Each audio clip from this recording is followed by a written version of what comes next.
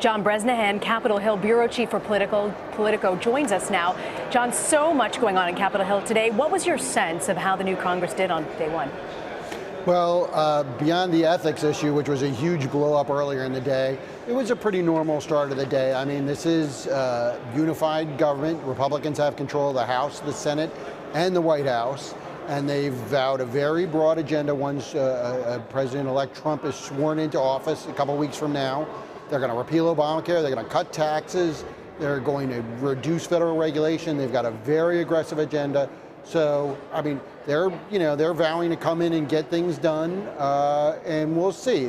Today, it was an upbeat day for them, beyond this ethics issue, which was a huge problem. But we'll see, how they move forward and whether they can do anything in a bipartisan fashion at all.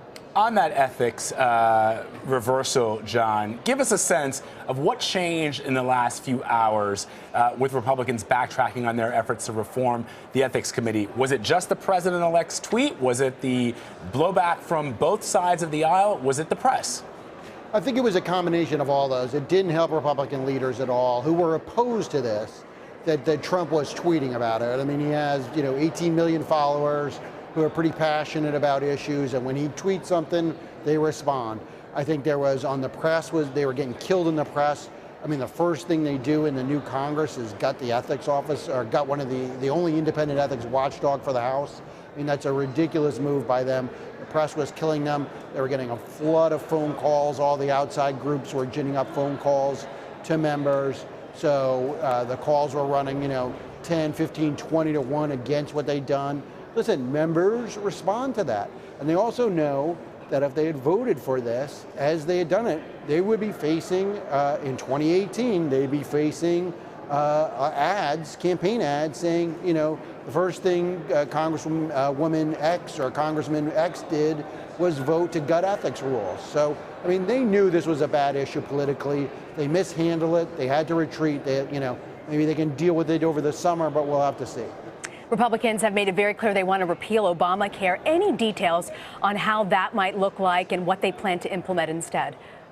Well, not a lot of details on what they're going to implement instead, but they're going to start the process next week. The Senate will take up a budget resolution, it's called, that will begin the process of repealing Obamacare. Then the Senate will pass that. That will move to the House. They'll pass that. That will give them the authority to actually go ahead and do it. They're going to have to take, it's a several-step process in a legislative fashion to actually do this. So they don't have a bill to replace it yet. They have begun, or they're about to begin, the mechanism to get rid of it. So they know how they're going to get rid of it. They don't know how they're going to replace it right now. And John, we know that President Obama will be talking to Democrats on the Hill tomorrow. What do you think he's going to say, and what does the Democratic front look like? How are they going to counter this? Well, listen, President Obama, he knows that Democrats only have limited power. They are in the minority in the House and the Senate.